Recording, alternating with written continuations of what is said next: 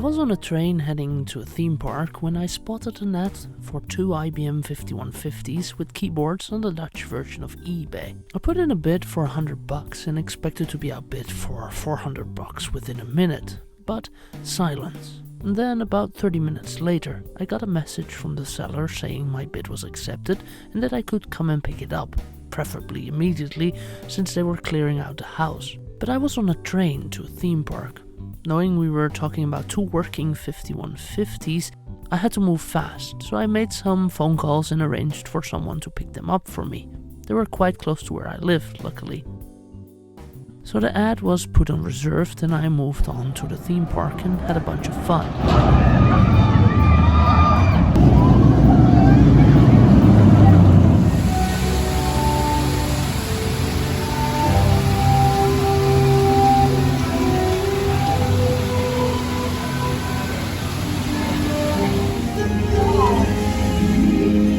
Whilst enjoying this enchanted forest, I received some pictures from the person picking it up. They both seemed to be in nice condition, although they said now only one was working.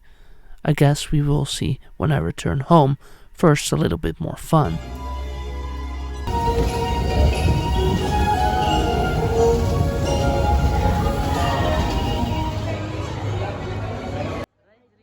So after a day of thrill, I arrived home to find these two lovely PCs waiting for me.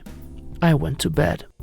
The next day, starting of course with a close examination of the two awesome pieces I'm adding to my collection. By the way, my last video was also on something I added to my collection, but like I said in a previous breaking video, I would make one if I added an IBM 5150 to the collection. This one has its badge, whilst this one doesn't. Sadly, the standard Model F keyboards were not included, although I'm quite happy with these two Tulip keyboards. All drives are labeled with the IBM logo, so I guess they are genuine parts. The keyboards are a bit yellowed and have weird key placement. The first one has labels marking drive A and B. The second has some carvings saying A and B. Maybe we can clean those up. Both came with the awesome personal computer displays. I love that IBM retro design, the 5151.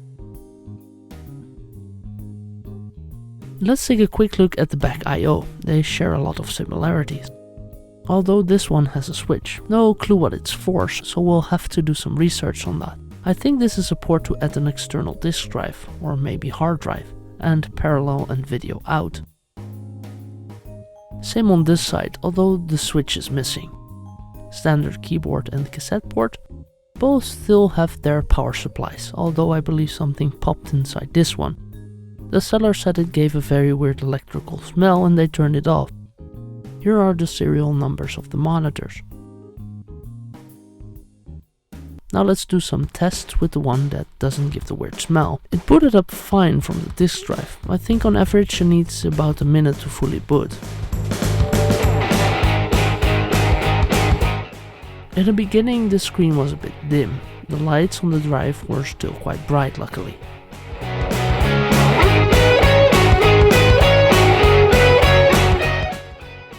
Like in most of my videos, I test the computer with software that shows Dutch screen times.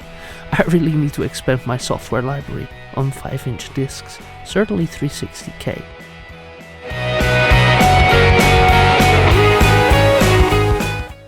I tried loading Tetris, but it didn't work. A game disc also got stuck while loading.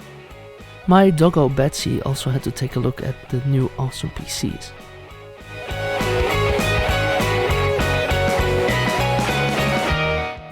Here you can see some of the more out of the ordinary keys.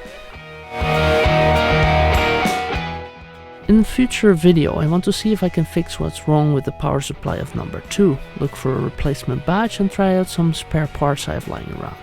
For now, enjoy the aesthetics of these two lovely machines. Thanks for watching.